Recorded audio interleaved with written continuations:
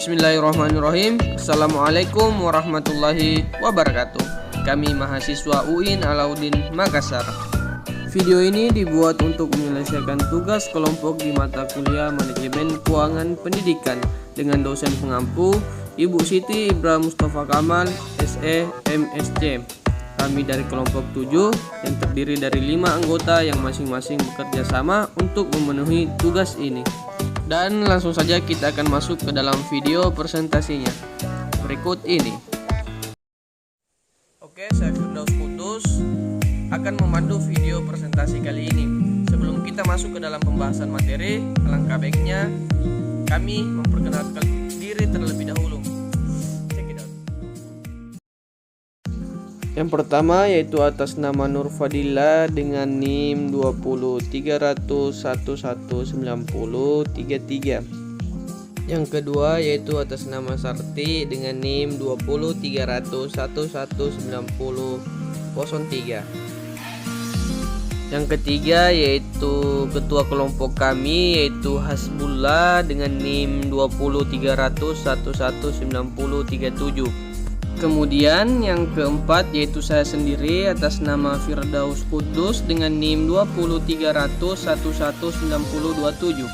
Kemudian yang terakhir yaitu atas nama Rini Andriani dengan NIM 20300119023. Dan kami dari kelompok 5 akan membahas tentang manajemen keuangan sesuai dengan standar nasional pendidikan. Dan langsung saja kita akan mendengarkan pembacaan materi. Bismillahirrahmanirrahim. Assalamualaikum warahmatullahi wabarakatuh.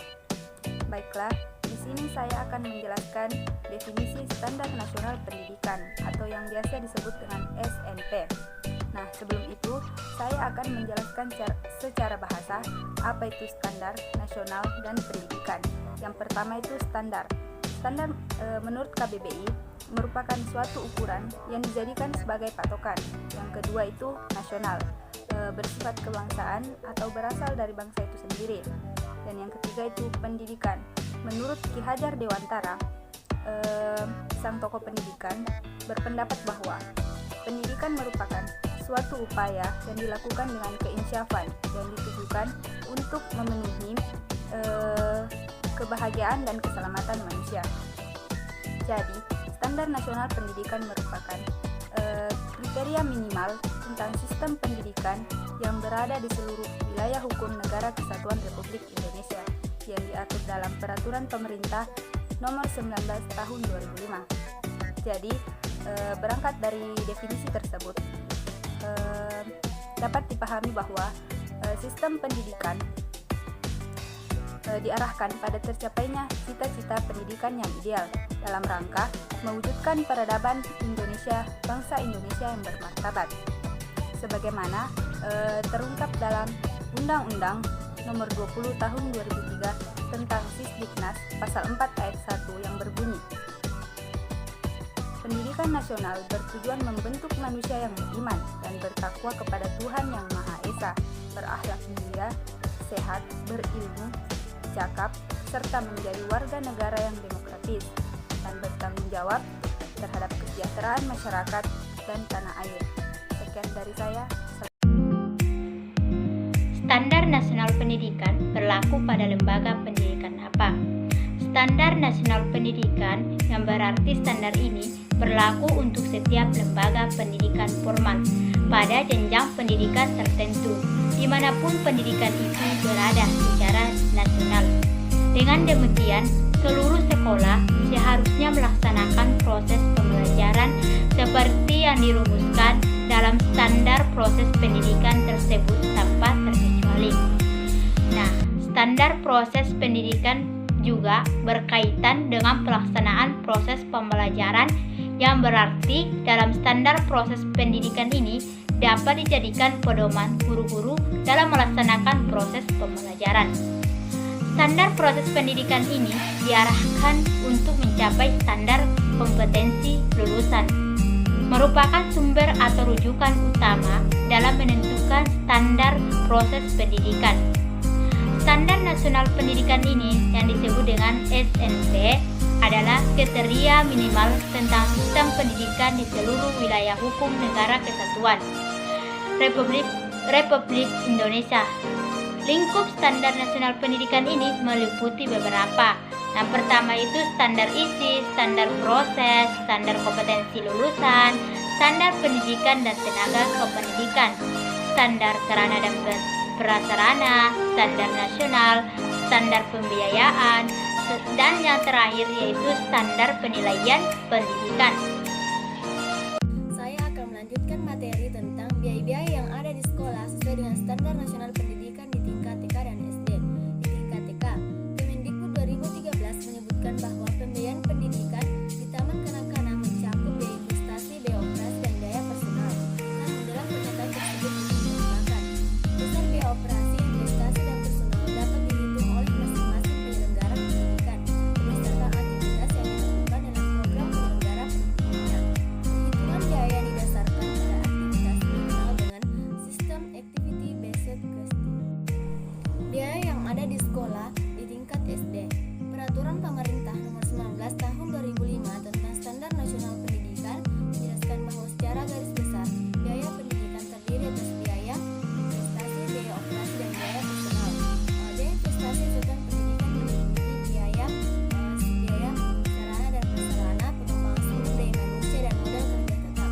Menurut Gosali 2004 mengungkapkan ada 11 biaya sekolah yang harus dibayar oleh wali murid, yaitu buku, alat tulis, pakaian, perlengkapan sekolah, akomodasi, transportasi, konsumsi, kesehatan, karya wisata, uang saku, kursus, iuran sekolah, dan foreign earning. Besarnya biaya sekolah yang harus ditanggung oleh orang tua siswa sangat bervariasi bila dilihat dari satuan negara pendidikan. Biaya yang harus ditanggung di SD negeri 5,9 juta dan di SD 7,51 juta per anak per tahun. Yang ketiga yaitu penentuan besaran biaya per SD negeri. Secara rinci, anatomi biaya pendidikan sekolah khususnya pada tingkat SD dan SMP atau yang sederajatnya pada umumnya. Yang pertama yaitu biaya sarana dan prasarana. Biaya sarana dan prasarana ini meliputi 3 hal. Yang pertama yaitu untuk pembangunan gedung-gedung sekolah. Contohnya seperti ruang kelas atau ruang belajar, ruang laboratorium, ruang perpustakaan, ruang praktek atau senam, ruang praktek kesenian, ruang guru, ruang kepala sekolah, kamar mandi atau WC, dan masih banyak sekali gedung-gedung lainnya yang diperlukan untuk menunjang pendidikan di sekolah.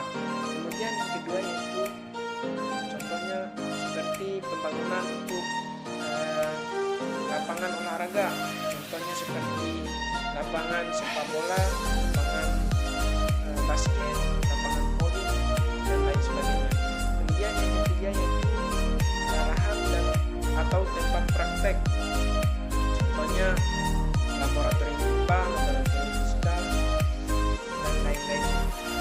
Kemudian yang kedua yaitu biaya kewajiban daya dan jasa. Biaya kewajiban daya dan jasa ini meliputi listrik, PAM, kemudian telepon dan jasa internet, kemudian pajak-pajak, pemeliharaan gedung dan peralatan, kemudian rehabilitasinya. Kemudian untuk gaji dan tunjangan yaitu meliputi yang pertama yaitu gaji guru, yang kedua gaji karyawan, dan yang ketiga lisensi.